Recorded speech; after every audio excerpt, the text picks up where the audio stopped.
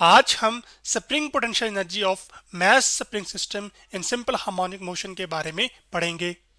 इस चीज को मैं आपको एक एनिमेशन से एक्सप्लेन करता हूँ।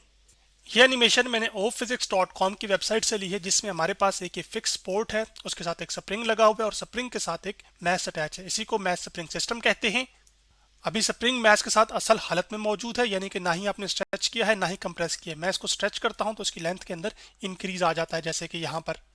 तो स्ट्रेच करने से या कंप्रेस करने से जो एनर्जी स्टोर होती है इस मैस स्प्रिंग सिस्टम के अंदर, उसी को हम कहते हैं स्प्रिंग पोटेंशियल एनर्जी। और वो जो एनर्जी स्टोर हो रही होगी वो असल में इस इक्विलिब्रियम या फिर मीन पोजीशन के लिहाज से होगी। तो आज हमने यही जानना है कि जब ये मैस जो कि स्प्रिंग के साथ अटैच है, ये जब मोशन परफॉर्म कर रहा होगा, जो कि बैक एंड फोर्थ मोशन है इस मीन पोजीशन के अबाउट, जिसको हम सिंपल हार्मोनिक मोशन कहते हैं, इसी मोशन के लिए हमने स्प्रिंग के अंदर जो स्ट्रेच या कंप्रेस होने की वजह से जो पोटेंशियल एनर्जी स्टोर हुई होगी वो कैलकुलेट करनी है, और ये जानना है कि किस पॉइंट पर जो स्प्रिंग पोटेंशियल एनर्जी है वो मैक्सिमम है और किस पॉइंट पर मिनिमम है। तो स्प्रिंग पोटेंशियल एनर्जी के लिए फिर यहाँ पे मैं लिख सकता हूँ कि क्या है, energy stored in spring due to compressing and stretching. अब मैं आपके सामने एक लेबल्ड डायग्राम ले आया हूँ, जो कि हमने काइनेटिक एनर्जी में देखी थी, जिसमें आपके पास ये मैस स्प्रिंग सिस्टम है, जिसमें ये जो के है ये स्प्रिंग कांस्टेंट है, जो कि बताता है कि स्प्रिंग सॉफ्ट है या हार्ड है। फिर आपके पास ये जो स्प्रिंग की नेचुरल लेंथ होती है उसको हम मीन पोजीशन कहते हैं।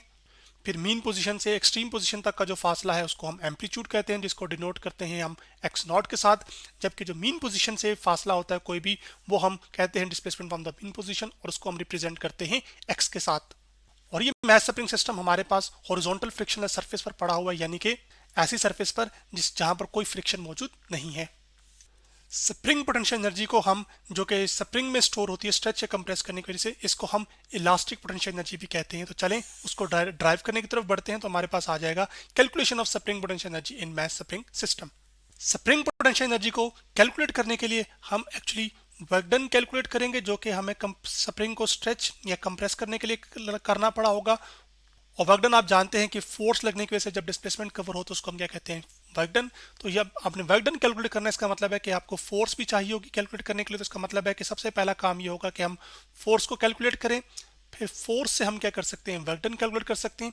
और वर्क डन क्योंकि फॉर्म ऑफ एनर्जी है, तो हमारे इस सिनेरियो में स्प्रिंग के स्ट्रेच होने या कंप्रेस होने में जो वर्क डन हुआ है वो असल में, या जो आपने किया है कि ताकि स्प्रिंग स्ट्रेच हो सके या कंप्रेस हो सके, वो असल में एक एनर्जी की फॉर्म में स्टोर होगा।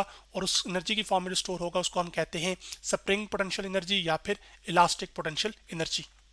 अब मान लीजिए कि आपने स्प्रिंग को स्ट्रेच किया है दाएं जानिब, तो यहाँ पे उसको मैं एक राइट एरो से रिप्रेजेंट कर रहा हूँ। तो आपके पास मीन पोजीशन से दाएं जानिब जब स्ट्रेच हुआ है तो उसकी जो डिस्प्लेसमेंट है उसको हम रिप्रेजेंट कर रहे हैं एक्स के साथ।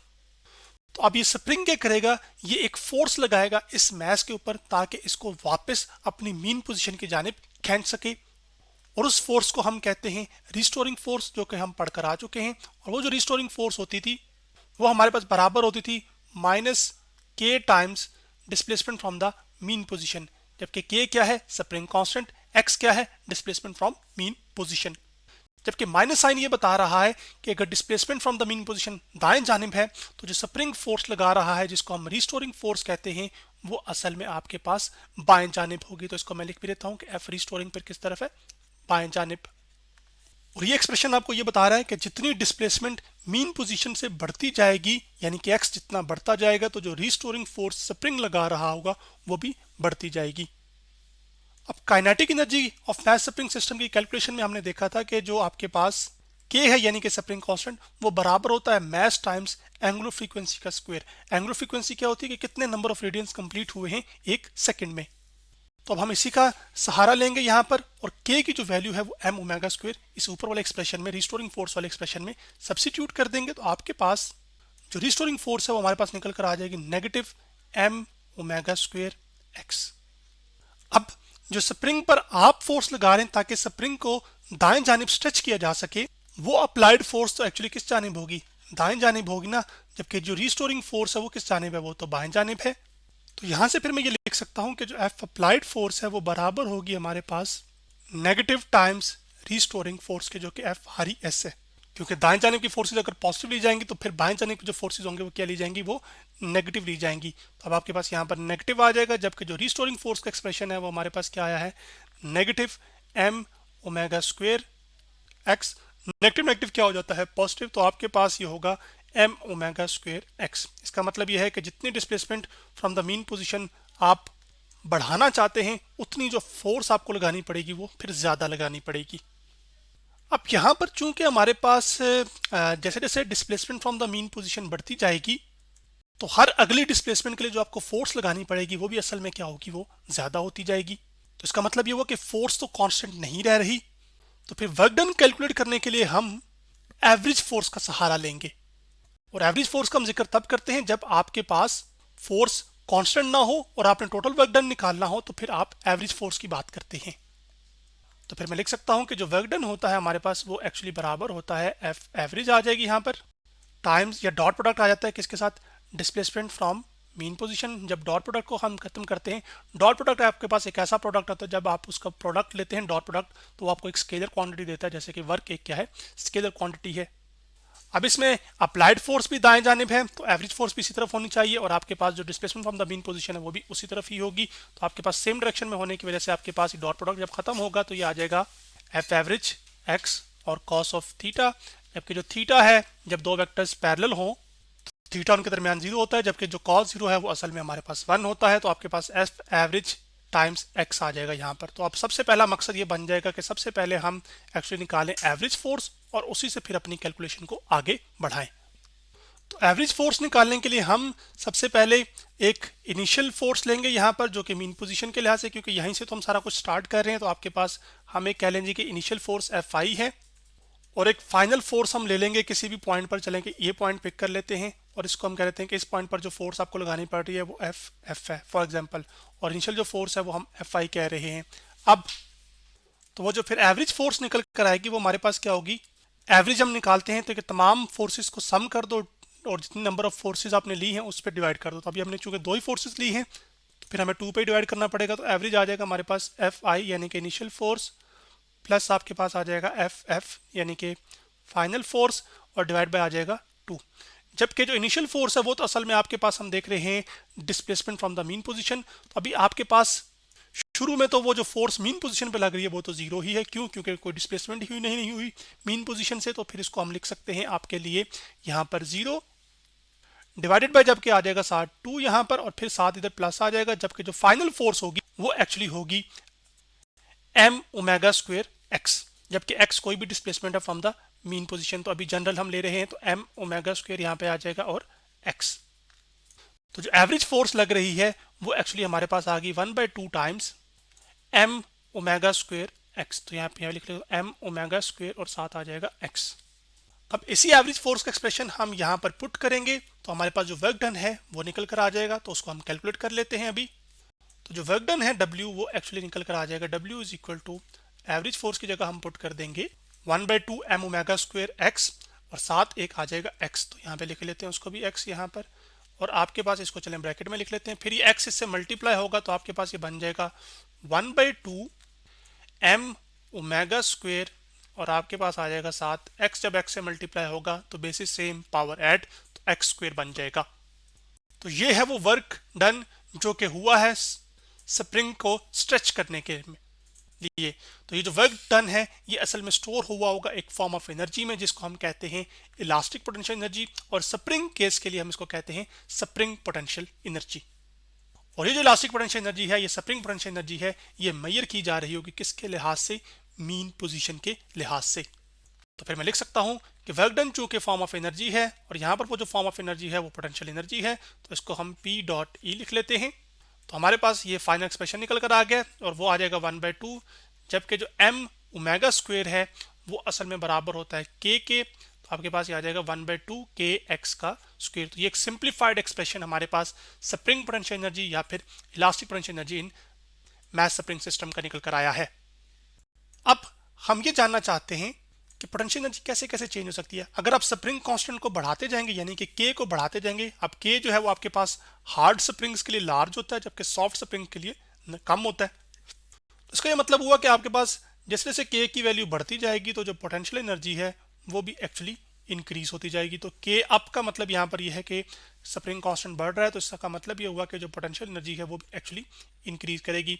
इसी तरह अगर के डिक्रीज करेगा यानी कि स्प्रिंग कांस्टेंट आप कम लेंगे, यानी कि आप नरम स्प्रिंग लेंगे तो फिर पोटेंशियल एनर्जी भी क्या करेगी, जो इसमें स्टोर हुई होगी वो असल में फिर कम होगी।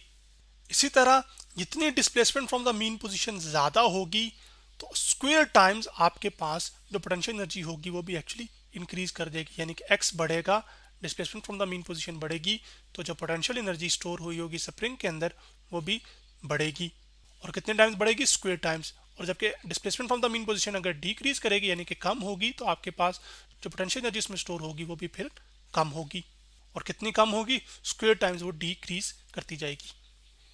अब हम ये जानना चाहते हैं कि कौन से ऐसे पॉइंट्स हैं जिन पर जो पोटेंशियल एनर्जी है वो असल में, स्प्रिंग पोटेंशियल एनर्जी की बात यहाँ पे कर रहा हूँ, वो मिनिमम होगी।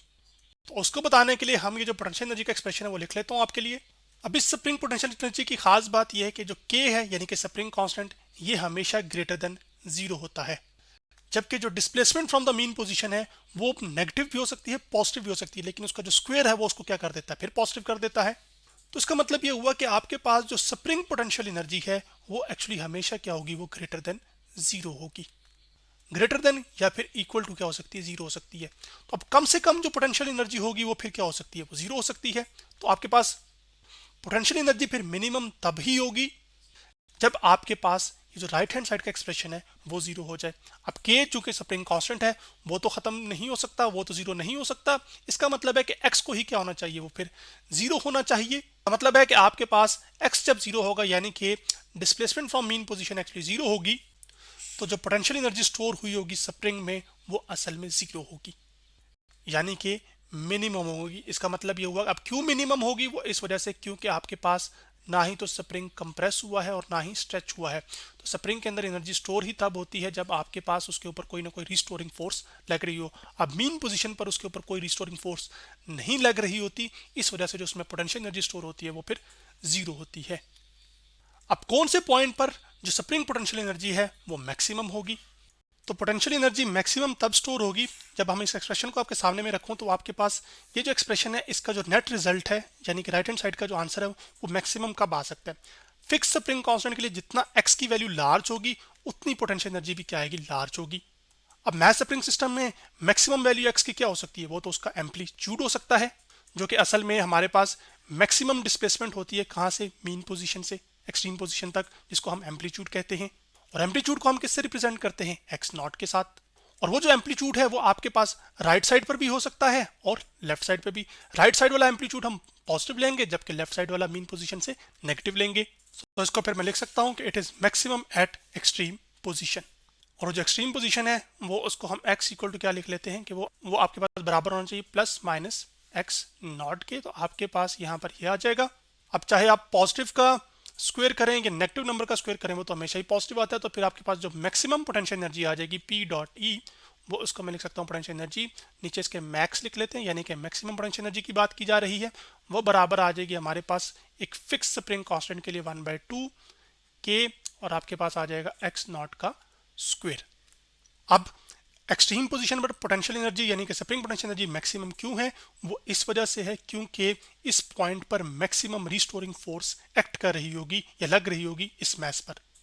तो जितनी ज्यादा या मैक्सिमम रिस्टोरिंग फोर्स लगेगी उतनी ही उस पॉइंट पर जो पोटेंशियल एनर्जी स्टोर होगी वो फिर ज्यादा होगी। तो अब चूंकि हमने स्प्रिंग पोटेंशियल एनर्जी का एक्सप्रेशन ड्राइव कर लिया और काइनेटिक एनर्जी का भी ड्राइव कर चुके हैं पिछले लेक्चर में, तो अब नेक्स्ट लेक्चर के अंदर हम टोटल एनर्जी जो कि काइनेटिक और पोटेंशियल एनर्जी का सम होगा उसको कैलकुलेट करेंगे और फिर उससे एनर्जी कंजर्वेशन कैसे इसमें फॉलो हो रही होती है उसको डिस्कस करेंगे।